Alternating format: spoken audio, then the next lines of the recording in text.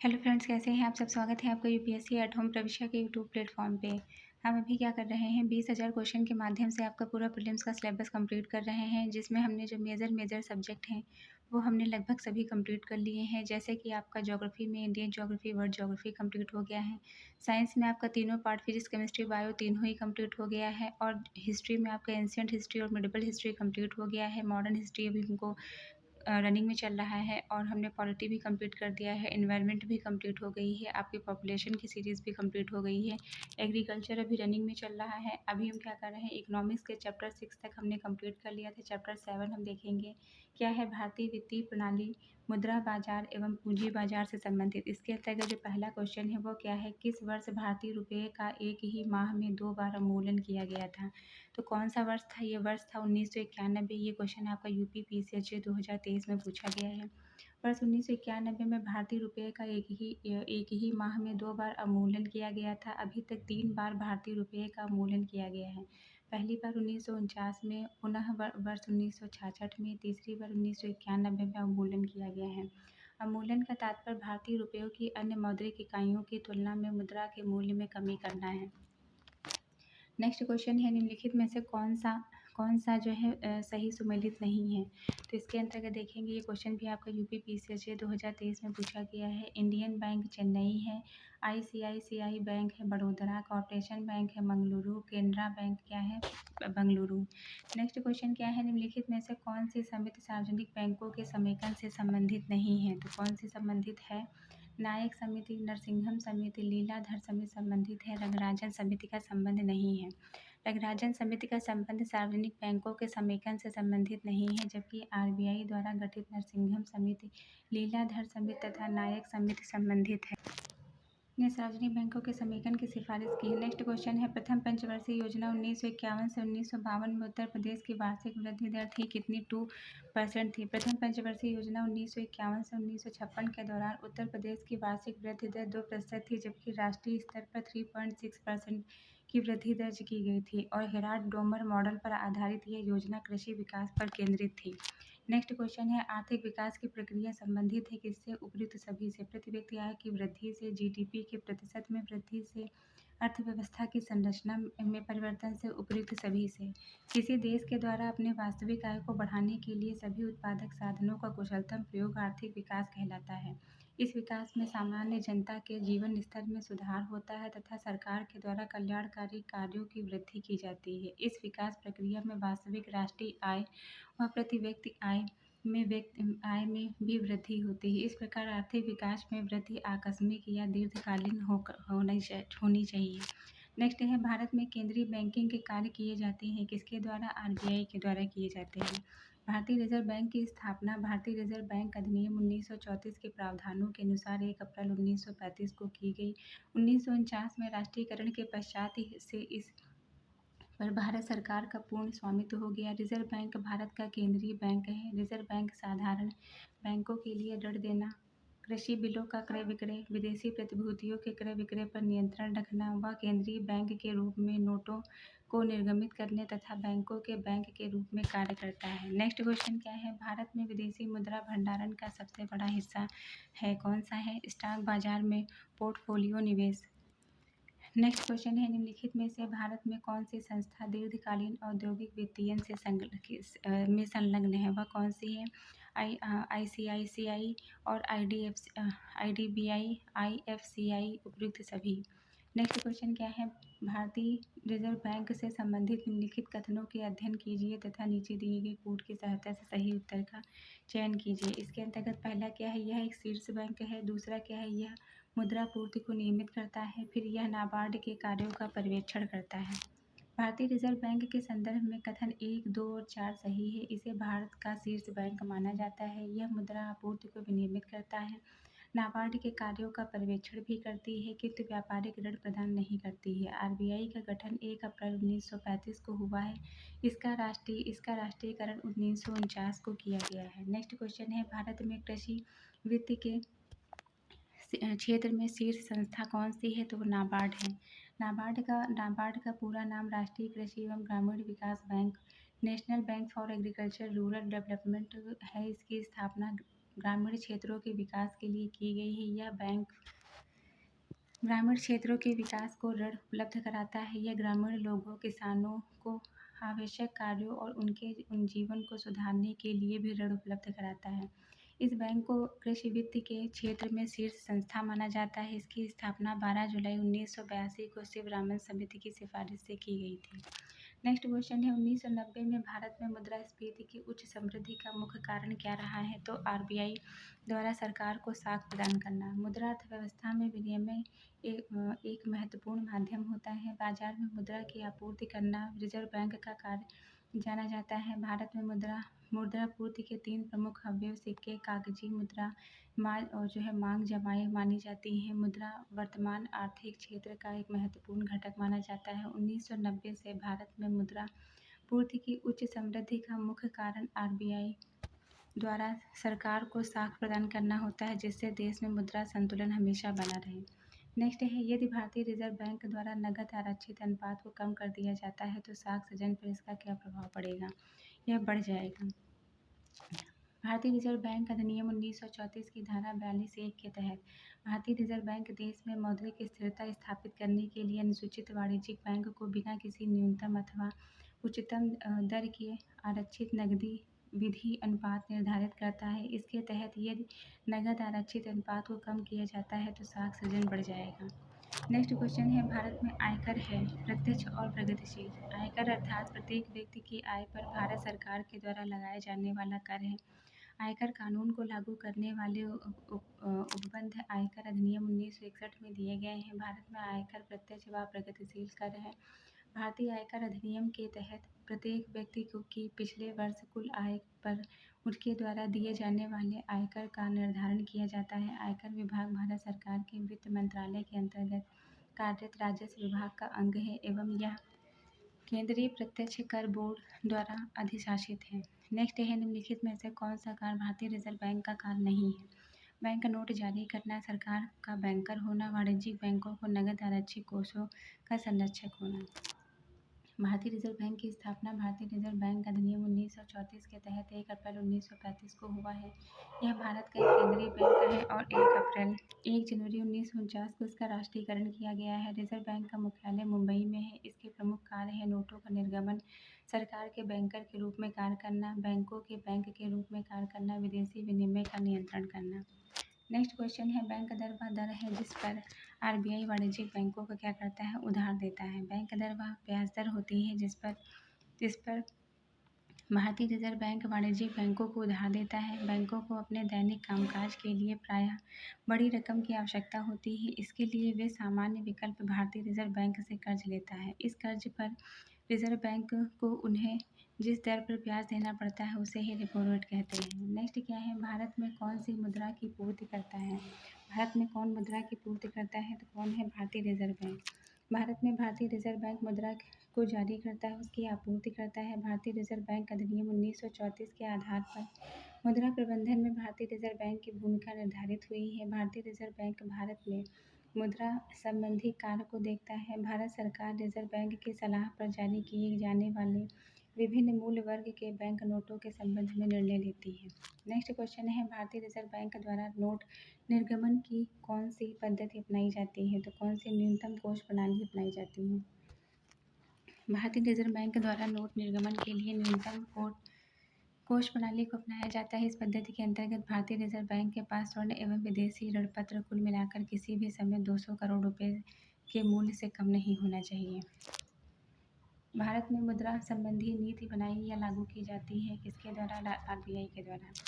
भारत में मुद्रा संबंधी नीति को बनाना, उसे लागू करने की जिम्मेदारी आरबीआई को होती है। भारतीय रिजर्व बैंक बैंकों का नियामक संस्था है जिसकी स्थापना वर्ष 1935 में की गई। नेक्स्ट क्वेश्चन क्या है, निम्नलिखित कथनों में से कौन सा कथन सही है? Reserve bank of India state bank of India वैधानिक संगठन है। फिर क्या है, आरबीआई एक विनियामक निकाय है और एसबीआई व्यावसायिक गतिविधियों में लगा है। नेक्स्ट है, वर्णनात्मक साख नियंत्रण के लिए निम्न विधियों में से किसका प्रयोग भारतीय केंद्रीय बैंक के द्वारा किया जाता है? तो किसका? बैंक दर, खुले बाजार की क्रियाएं, नगद आरक्षण अनुपात, उपयुक्त सभी का। वर्णनात्मक साख नियंत्रण के लिए केंद्रीय बैंक द्वारा बैंक दर, खुले बाजार क्रियाएं तथा नगद आरक्षण अनुपात जारी किए जाते हैं। बैंक दर वह दर होती है जिस पर व्यापारिक बैंक केंद्रीय बैंक से ऋण प्राप्त करते हैं। यह ब्याज दर से भिन्न होती है। खुले बाजार की क्रियाएं, इससे तात्पर्य प्रतिभूतियों के क्रय विक्रय से होता है। जब केंद्रीय बैंक को साख नियंत्रण करना होता है तो वह प्रतिभूतियों को व्यापारिक बैंक के पास विक्रय करके नगद मुद्रा को अपने पास रख लेते हैं, जिससे व्यापारिक बैंक साख सृजन करने में सक्षम नहीं रह जाते हैं। और साख विस्तार की प्रक्रिया के दौरान केंद्रीय बैंक इन सरकारी प्रतिभूतियों को पुनः क्रय करके नगद मुद्रा व्यापारिक बैंकों को देते हैं। नगद आरक्षण अनुपात व्यापारिक बैंकों को अपनी जमा का एक निश्चित अनुपात 3 से 15% हो सकता है केंद्रीय बैंक के पास रखना पड़ता है, जिसे वित्त कहा जाता है। इस प्रकार प्रत्येक व्यापारिक बैंक को अपनी जमा का एक निश्चित अनुपात नकद के रूप में रखना पड़ता है, जो सामान्यतः 25 से 40% तक होता है। इसे वैधानिक तरलता अनुपात कहते हैं। नेक्स्ट क्वेश्चन है, निम्नलिखित में से कौन सी काली मुद्रा की सबसे मान्य परिभाषा है? यह वह आय है जिस पर अपवंचन हुआ है। काली मुद्रा, ब्लैक मनी, वह आय है जिस पर कर का भुगतान नहीं किया गया है और उसे सरकार के संज्ञान में आने से छुपाया गया है। नेक्स्ट है, कथन है कि पिछले 3 वर्षों में भारत में मुद्रास्फीति की दर में गिरावट आई है। कारण है कि इन वर्षों में देश की बड़ी मात्रा में विदेशी पूंजी प्राप्त हुई है। तो कथन और कारण दोनों सही है। कारण कथन की सही व्याख्या नहीं करता है। नेक्स्ट क्वेश्चन है, भारत में कैपिटल मार्केट में घोटाले को बार बार होने के रोकने के लिए भारत सरकार ने व्यवस्था संबंधी अधिकार प्रदान किए हैं। SEBI को। भारतीय प्रतिभूति और विनिमय बोर्ड का गठन 12 अप्रैल 1992 को हुआ था। सेबी का मुख्य कार्य प्रतिभूतियों में निवेश करने वाले निवेशकों के हितों की रक्षा करना, प्रतिभूति बाजार के विकास या उन्नयन तथा विनियमित करना है। नेक्स्ट क्या है, भारतीय विदेशी विनिमय संचय का प्रतिरक्षक कौन है? तो कौन है? भारतीय रिजर्व बैंक। नेक्स्ट हम देखेंगे, निम्नलिखित में से कौन सा एक भारतीय रिजर्व बैंक का कार्य नहीं है? तो कौन सा कार्य है उसको हम देखेंगे। भारतीय रिजर्व बैंक की स्थापना 1 अप्रैल 1935 को की गई। 1 जनवरी 1949 को इसका राष्ट्रीयकरण किया गया। इसका कार्य क्या है? नोटों का निर्गमन करना, सरकार के बैंकर के रूप में, बैंकों के बैंक के रूप में मौद्रिक नीति के निर्गमन करना। नेक्स्ट क्वेश्चन क्या है, भारत में सभी राज्यों में बिक्री कर की दरें समान होती हैं। भारत के सभी राज्यों में बिक्री कर समान दरों के लिए सिफारिश की थी किसके द्वारा? जो है चलैया समिति ने। भारत के सभी राज्यों में समान दर बिक्री कर की सिफारिश चलैया समिति ने की थी। नेक्स्ट क्वेश्चन क्या है, निम्नलिखित में से कौन भारतीय रिजर्व बैंक मौद्रिक नीति समिति का बाह्य सदस्य 2021 के जो है नहीं है? तो वो कौन है? माइकल देवात्रा पात्र नहीं है। नेक्स्ट क्वेश्चन क्या है, भारत में निम्नलिखित में से कौन केंद्रीय मौद्रिक नीति प्राधिकरण है? तो कौन सा है? RBI। भारतीय रिजर्व बैंक केंद्रीय मौद्रिक नीति प्राधिकरण के रूप में कार्य करता है। मौद्रिक नीति का उद्देश्य महंगाई पर अंकुश लगाना है और कीमतों पर स्थिरता बनाए रखने के साथ ही रोजगार के अवसर तैयार करना और टिकाऊ आर्थिक विकास दर को हासिल करना है। मौद्रिक नीति समिति के माध्यम से विभिन्न दरों को निर्धारित किया जाता है। उल्लेखनीय है कि मौद्रिक नीति समिति भारतीय रिजर्व बैंक अधिनियम 1934 के तहत स्थापित एक संवैधानिक निकाय। नेक्स्ट क्वेश्चन है, RBI के ओपन मार्केट ऑपरेशंस का आशय क्या है? सिक्योरिटीज़ में व्यापार से। RBI देश की अर्थव्यवस्था में पैसे की आपूर्ति को नियंत्रित करने के लिए ओपन मार्केट ऑपरेशन करता है। ओपन मार्केट ऑपरेशन के तहत केंद्रीय बैंक सरकारी प्रतिभूतियों और ट्रेजरी बिल की खरीद और बिक्री करते हैं। RBI जब देश की अर्थव्यवस्था में पैसे की आपूर्ति बढ़ाना चाहता है तब वह बाजार से सरकारी सिक्योरिटीज़ को खरीदता है, तथा जब वह पैसे की आपूर्ति घटाना चाहता है तो सरकारी सिक्योरिटीज़ को विक्रय करता है। नेक्स्ट क्या है, निम्नलिखित कथनों पर विचार करना है। इसके अंतर्गत क्या है, मुद्रा, भारत में मौद्रिक नीति का उद्देश्य क्या है? मुद्रा का नियंत्रित विस्तार करना है। दूसरा है मूल्य की स्थिरता। तीसरा है भुगतान संतुलन में सुधार करना है। मौद्रिक नीति से वह उपाय है जिसके द्वारा किसी देश की सरकार केंद्रीय बैंक के माध्यम से अर्थव्यवस्था में किसी विशेष आर्थिक उद्देश्यों की प्राप्ति हेतु चलन में मुद्रा या साख की मात्रा का नियंत्रण करती है। भारत में मौद्रिक नीति के निम्न उद्देश्य है: मूल्य स्थिरता, पूर्ण रोजगार, मुद्रा तटस्थता और भुगतान संतुलन एवं विनिमय स्थिरता और आर्थिक विकास।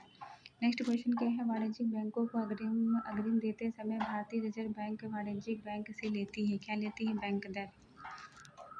वाणिज्यिक बैंक को अग्रिम देते हुए भारतीय रिजर्व बैंक वाणिज्यिक बैंकों से बैंक दर लेती है। बैंक दर वह दर है जिस पर देश का केंद्रीय बैंक अपने सदस्य बैंकों की बिलों की पुनर्कटौती करता है अथवा प्रथम श्रेणी की प्रतिभूतियों की आड़ में उधार देता है। आरबीआई एक्ट 1934 सेक्शन 49 के अंतर्गत बैंक दर को परिभाषित किया गया है। बैंक दर वह दर होती है जिस दर पर आरबीआई बैंकों को उधार देती है। व्यापक अर्थों में यह साख की उपलब्धता अथवा लागत दोनों को प्रभावित करती है, क्योंकि यह वह आधार निर्मित करती है जिस दर पर ऋणों की उपलब्धताएं निर्भर होती हैं। नेक्स्ट है, वैधानिक तरलता अनुपात में वृद्धि का परिणाम होता है। बैंकों के पास कम नकदी, सरकार को अधिक संसाधनों की प्राप्ति, बैंकों की लाभप्रदता में कमी, उपयुक्त सभी। आरबीआई संशोधन अधिनियम 1962 के अनुसार व्यापारिक बैंकों को अपने पाक्षिक का एक निश्चित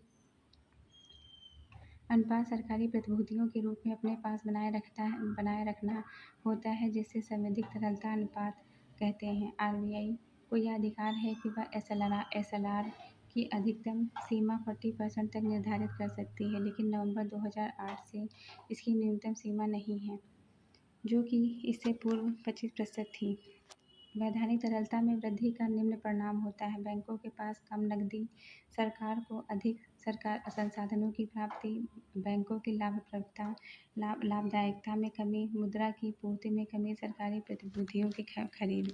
नेक्स्ट क्या है, भारतीय रिजर्व बैंक किस विधि के द्वारा साख सृजन को संकुचित कर सकता है, तो किसके द्वारा, बैंक दर बढ़ाकर, सरकारी प्रतिभूति बैंकों को बेचकर। भारतीय रिजर्व बैंक निम्नलिखित विधि के द्वारा साख सृजन को संकुचित कर सकता है। बैंक दर को बढ़ाकर, सरकारी प्रतिभूतियां बैंकों को बेचकर, सीआरआर एसएलआर को बढ़ाकर। नेक्स्ट क्वेश्चन क्या है, साख नियंत्रण की मात्रात्मक विधि नहीं है, तो कौन सी नहीं है, नैतिक दबाव, बैंक दर परिवर्तन, खुले बाजार की क्रियाएं, सुरक्षित अनुपातों में परिवर्तन है। नेक्स्ट क्वेश्चन है, रेपो क्रियाओं के लिए निम्नलिखित में से कौन सा एक सत्य नहीं है। इससे विदेशी मुद्रा की उपलब्धता बढ़ती है। रेपो क्रियाओं का उद्देश्य साख प्रवाह को नियमित करता है। रेपो क्रियाओं का उद्देश्य वित्तीय निकाय की तरलता को नियंत्रित करता है। नेक्स्ट क्वेश्चन हम देखेंगे, रेपो दर वह दर है जिस दर पर भारतीय रिजर्व बैंक बैंकों को उधार देती है। रेपो रेट वह रेट है जिस पर केंद्रीय बैंक तरलता बनाए रखने तथा मुद्रास्फीति को नियंत्रित करने, अल्पकालिक निधि आवश्यकताओं को पूरा करने के लिए वाणिज्यिक बैंकों को पैसा उधार देता है। इसके विपरीत रिवर्स रेपो रेट वह दर होती है जिस पर आरबीआई अल्प अवधि में बैंकों से पैसा उधार लेता है। नेक्स्ट है, पुनर्क्रय विकल्प का प्रयोग किया जाता है, उपयुक्त में से किसी आधार पर नहीं। नेक्स्ट क्वेश्चन क्या है, भारत में साख नियंत्रण की कौन सी विधि अधिक प्रभावी होती है, तो कौन सी, मात्रात्मक। केंद्रीय बैंक का सबसे महत्वपूर्ण कार्य साख नियंत्रण करना है। साख नियंत्रण की मात्रात्मक विधि सर्वाधिक प्रभावी होती है। भारत में आरबीआई द्वारा साख नियंत्रण के 2 तरीके अपनाए गए हैं, मात्रात्मक तरीका और कौन सा, गुणात्मक तरीका। मात्रात्मक तरीके के अंतर्गत बैंक दर, खुली बाजार क्रियाएं, CRR SLR, repo rate, reverse repo rate, और चयनात्मक तरीके के अंतर्गत क्या है, मर्जित निर्धारण, नैतिक दबाव, साख मापदंड का निर्धारण, साख स्वीकृतिकरण योजना और साख की रैशनिंग। नेक्स्ट क्वेश्चन है, निम्नलिखित में से कौन एक साख नियंत्रण का उपाय नहीं है, तो कौन सा नहीं है, बैंक दर है, नगद कोष अनुपात है, साख जमा अनुपात नहीं है, वैधानिक तरलता अनुपात इसके अंतर्गत शामिल है। नेक्स्ट क्वेश्चन है, निम्नलिखित में से कौन एक रेपो दर को नियमित करता है, तो कौन, भारतीय रिजर्व बैंक। रेपो दर को भारतीय रिजर्व बैंक नियमित करता है। ज्ञातव्य है कि रेपो दर वह दर है जो रिजर्व बैंक द्वारा बैंकों को बेचे जाने वाले अल्पकालिक सरकारी बांडों या प्रतिभूतियों पर अदा की जाने वाली ब्याज दर है। नेक्स्ट क्वेश्चन है, निम्नलिखित में से किसे भारतीय रिजर्व बैंक द्वारा निर्धारित नहीं किया गया है, पीएलआर। वाणिज्यिक बैंक जिस दर पर ग्राहकों को ऋण प्रदान करता है उसे पीएलआर प्राइम लेंडिंग रेट कहते हैं। पीएलआर वह ब्याज दर होती है जिस पर बैंक अपने विश्वसनीय ग्राहकों को ऋण देता है। पीएलआर एक प्रकार से आधार ब्याज दर की भूमिका अदा करती है।